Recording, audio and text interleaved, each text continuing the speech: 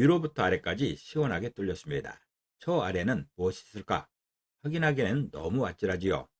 뚫려서 통하면 일반적으로 좋은 일인데 반드시 좋을지는 상황에 따라 다를 것입니다.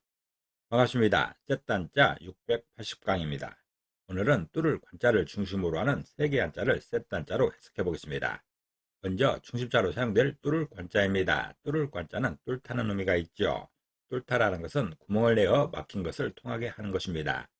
이 뚫을 관자는 말무자와 조개표자로 구성되었지요. 그 중에 말무자는 말다는 뜻입니다. 아니다는 것이죠. 부정적인 의미를 나타내고 있습니다. 그리고 조개표자는 조개를 의미하지만 붓으로 사용되게 되면 재물로 해석합니다. 그래서 뚫을 관자는 재물을 부정적으로 사용하여 뚫는다 표현하고 있습니다. 다시 말해서 재물의 부정적인 사용 방법이 막힌 것을 뚫는 것이죠. 재물을 사용하게 되면 불가능한 것을 가능하게 할 수 있습니다. 부정적 사용이라 그렇지 가능하게 할 수는 있는 것이죠. 일을 하다 보면 이런 유혹에 빠지게 됩니다. 부정적인 방법이라 할지라도 이렇게 하면 뚫리는 수가 있습니다. 어두운 시절에는 이런 방법이 흔했었습니다. 아주 많았던 것이죠. 오히려 이런 방법이 자랑이 될 때도 있었습니다. 흔히 유도리가 있다고 하는 것이죠. 그렇지만 좋은 방법은 아닙니다. 뚫을 관자는 재물을 부정적으로 사용하여 뚫는다 표현하고 있습니다. 다시 말해서 재물을 사용하여 불가능한 것을 가능하게 하는 그런 방법을 이렇게 설명하고 있습니다. 사용 단어로서는 일리관지가 있습니다. 일리관지는 처음부터 끝까지 한결같다는 뜻이죠. 모든 것을 하나의 원리로 꿰뚫어 이야기한다는 말입니다. 그리고 관통이나 관철이라 할 때도 뚫을 관자가 사용되고 있습니다. 뚫다는 의미가 있는 중심자인 뚫을 관자에 또 하나의 부수를 추가할 때마다 또 다른 한자를 만날 수 있습니다. 이것이 바로 세트 한자입니다. 뚫을 관자가 사용된 첫 번째 관련자는 열매실자입니다. 열매실자는 열매를 의미하고 결과를 의미하기도 합니다. 결과라는 것은 열매를 맺는 것이죠.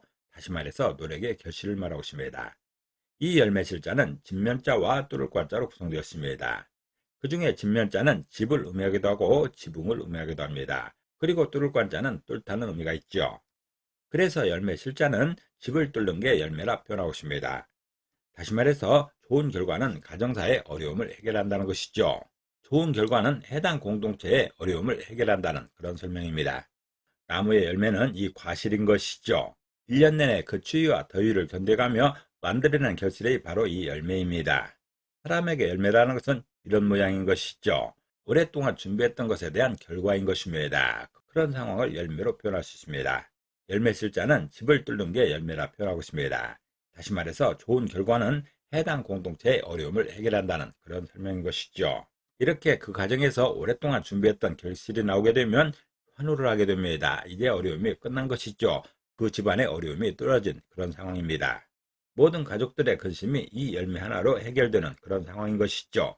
그 집의 어려움이 뚫렸다는 그런 설명입니다. 열매 실자는 집을 뚫는 게 열매라 표현하고 있습니다. 좋은 결과는 해당 공동체의 어려움을 해결한다는 그런 설명입니다. 사용 단어로서는 일실무상이 있습니다. 일실무상은 진실의 가르침은 절대적인 것이라서 가상으로 나타난 여러 현상계와 동떨어졌다는 그런 뜻입니다.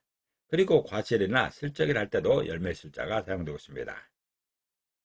두 번째 관련자는 익숙할 관자입니다. 익숙할 관자는 익숙하다는 뜻이 있죠.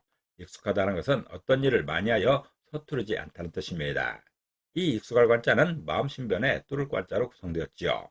그 중에 마음신변은 마음을 의미하는 것이고 뚫을 관자는 뚫다는 뜻이 있습니다. 그래서 익숙할 관자는 마음을 뚫으면 익숙하다고 표현하고 있습니다. 다시 말해서 마음으로 그 일을 꿰뚫어 볼 정도가 돼야 익숙하다는 그런 설명입니다. 평생 동안 이렇게 뜨개질을 했다라면 노년에 이르러서 아주 익숙해지는 것이죠. 그야말로 눈을 감고도 할 수 있습니다. 이분이 만들려는 이 뜨개질의 작품이 눈에 선합니다. 마음으로 그 작품이 꿰뚫어지는 것입니다. 그 정도 돼야 익숙한 것입니다. 익숙할 관자는 마음을 뚫으면 익숙하다고 표현하고 있습니다. 다시 말해서 마음으로 그 일을 꿰뚫어 볼 정도가 돼야 익숙하다는 그런 설명입니다. 사용 단어로서는 관성법칙이 있습니다. 관성법칙은 물리의 법칙인 것인데 물체는 힘이 작용하지 않으면 가속도를 갖지 않고 그대로 속도를 갖거나 정지 상태에 있다는 운동 법칙을 말하고 있습니다. 그리고 습관이나 관례를 할 때도 익숙할 관자가 사용되고 있습니다. 뚫을 관자가 사용된 세 번째 관련자는 그릇 관자입니다. 그릇 관자는 그릇을 의미하는 것이죠. 그릇은 음식이나 물건을 담는 기구인 것입니다. 이 그릇관자는 장군부자와 뚫을관자로 구성되었습니다. 그 중에 장군부자는 장군을 의미합니다. 장군이라는 것은 입이 좁은 항아리를 말하고 있습니다. 그리고 뚫을관자는 뚫다는 의미가 있죠. 그래서 그릇관자는 장군처럼 뚫린 게 그릇이라 표현하고 있습니다. 다시 말해서 그릇은 아래와 옆은 막혀 있고 위가 뚫린 모양이라는 그런 설명입니다. 이렇게 모든 그릇은 아래와 옆은 막혀 있고 위가 뚫려 있는 그런 모양입니다. 아주 넓적한 모양도 있고 오목한 모양도 있습니다. 동그란 모양도 있고 네모난 모양도 있지만 기본적으로 그릇은 아래와 옆은 막혀 있고 위가 뚫려 있는 그런 모양입니다. 이런 그릇의 표준을 장군으로 잡고 있습니다. 입이 좁은 항아리를 장군이라 하는 것인데 이 장군을 그릇의 표준으로 삼고 있습니다. 그릇관자가 그런 것이죠. 그릇관자는 장군처럼 뚫려 있는 게 그릇이라 표현하고 있습니다. 다시 말해서 그릇은 아래와 옆은 막혀 있고 위가 뚫린 모양이라는 그런 설명입니다.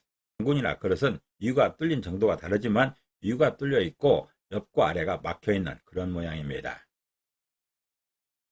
오늘은 셋단자 680강으로서 뚫을 관자를 중심으로 하는 세개 한자를 셋단자로 해석해 봤습니다. 오늘 배운 것을 다시 한번 요약하겠습니다.